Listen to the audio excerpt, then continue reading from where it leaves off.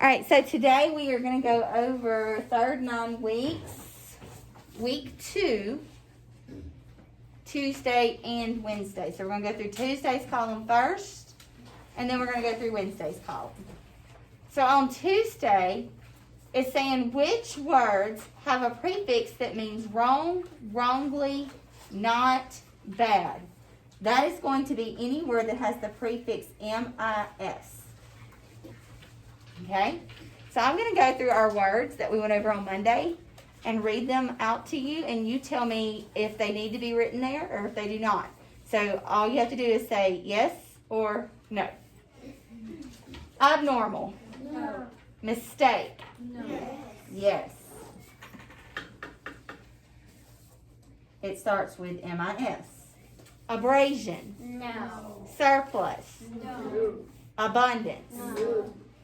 This one's tricky. No. We would say yes because it has M-I-S, But it's not. but It's M-I-S. that is the root word miss, not the prefix miss. Oh, I thought it was like M-I-S and then S-I-O-N. So that would mean it's a prefix and a suffix. So we can't have, you got to have a root word, and that one has a prefix and a suffix, but no root word if you do that. So mission is not one. Supermarket. No. Misfortune. Yes, ma'am.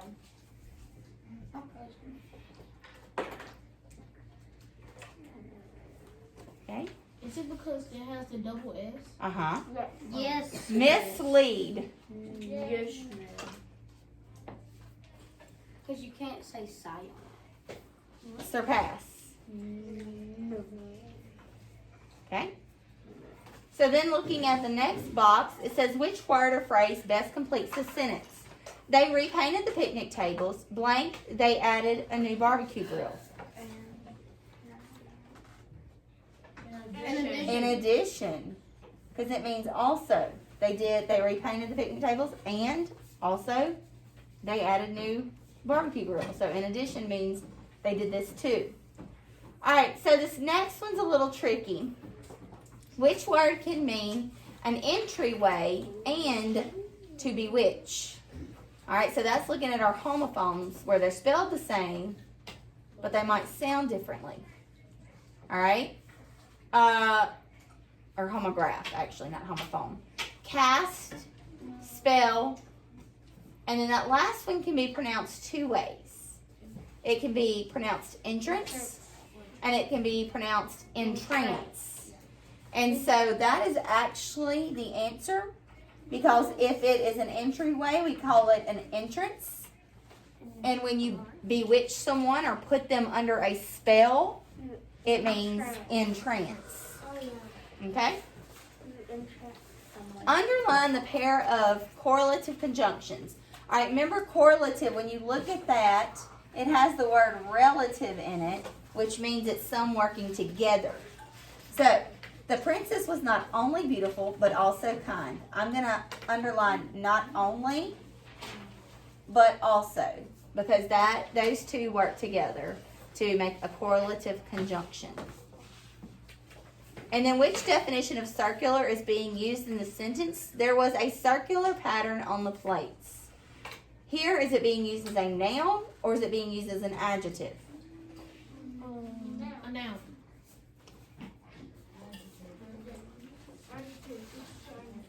There was a pattern on the plates. What kind of pattern? A circular pattern. So if it answers what kind, what is it? So that means it would be definition number 1. All right, and then we move to the next one where it says, complete the sentence with the correct perfect future tense verb. All right, because it's future perfect, I'm going to put will, have, and then eat is one of our special verbs because it doesn't follow the normal past tense pattern of adding ed. The past tense is ate, and then whenever you add a helping verb, it's actually going to be eaten. So the children will have eaten dinner before he gets home. Looking at my last one for Tuesday. We are talking this week about shifts in verb tense. And that means that both verbs in a sentence need to be in the same tense. So if your first verb is present tense, then the second verb needs to be present tense. If your first one is future, second one needs to be future. If your first one is past, the second one needs to be past. So let's look at our sentence. Jacob felt hungry, so he makes himself a sandwich. Is that correct or incorrect verb? Incorrect. Incorrect. Because felt is past tense and makes is present.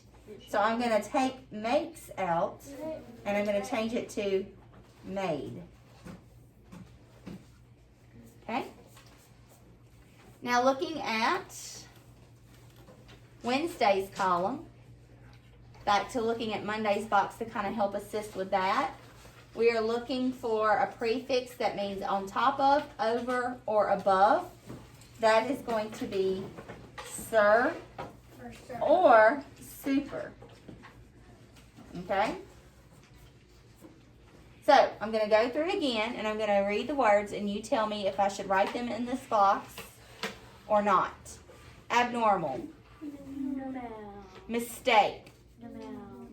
Abrasion. No, ma'am. Surplus. Yes, ma'am. Abundance. No, ma'am. Mission. No, ma'am. Supermarket. Yes, ma'am.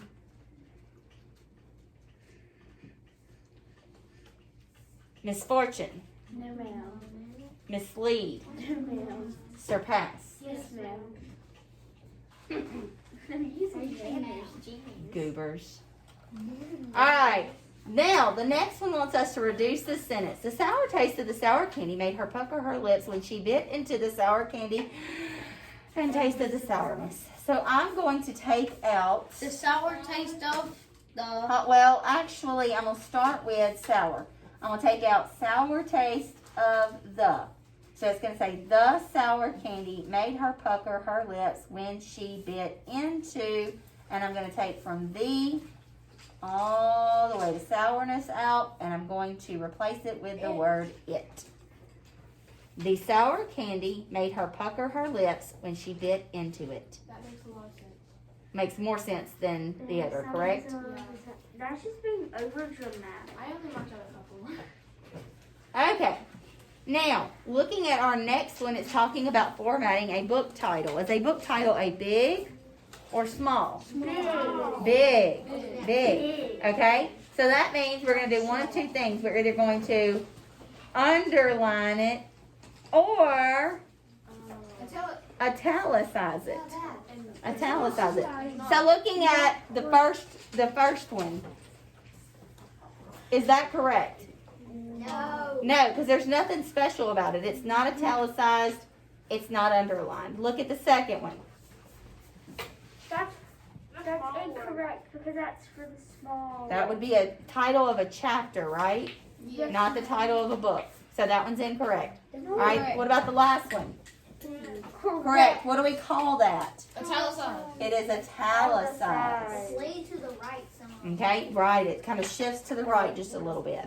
All right, and then what does the adage or proverb mean? When in Rome, do as the Romans do. That means be like everyone else.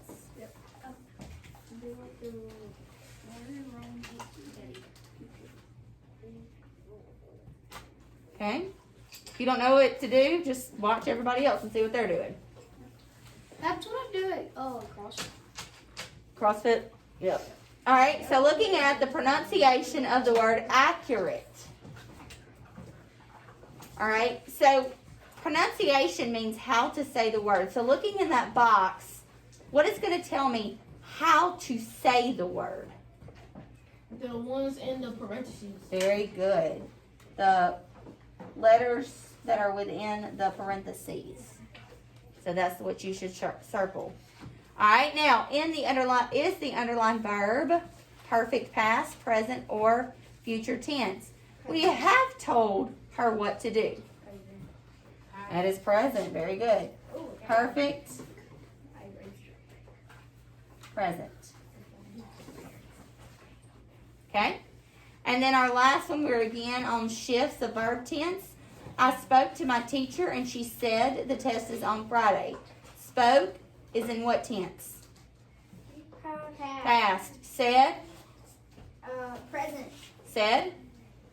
Oh. I mean, yeah, past. Okay, so that means it is Correct. correct because they are both in Oh, perfect. past tense. Alright, and then our poem for this week that was written by Shel Silverstein, Growing Down. Love this poem. It was an amazing poem. Oh, yeah. We did the Super 6 because it was more or less set up in a story type format. So we talked about our characters, Mr. Brown, who's old and grumpy in the beginning and childlike in the end. Then we talked about the neighborhood kids who like to play and be children. The setting is their neighborhood. Problem is that Mr. Brown wants the neighborhood kids to grow up and stop their childlike behavior. So the kids suggest that Mr. Brown tries to act like a child. So the solution is that Mr. Brown is no longer grumpy. Theme, adults should learn to have childlike fun. So then we looked at our first question. Or just live in their childhood. Right. All right, so theme was the first thing that was assessed. And we said adults are unable to understand the joy that children get from life. Part B dealt with text evidence, and the text evidence that supports our theme is, why must you shout when I'm lying down? Why don't you grow up, Brown? All right, so then we look at today's. Today's a little bit different. So it says, what does it mean when the speaker suggests Mr. Brown try growing down in line 18? So that is actually the skill that is assessing is going to be vocabulary. Anytime it's asking what a word or phrase means, it's assessing your understanding of what it's saying, which is pretty much vocabulary. All right, so try growing down. Are they telling him to be nicer? Oh, no. No. Are they telling him to act younger?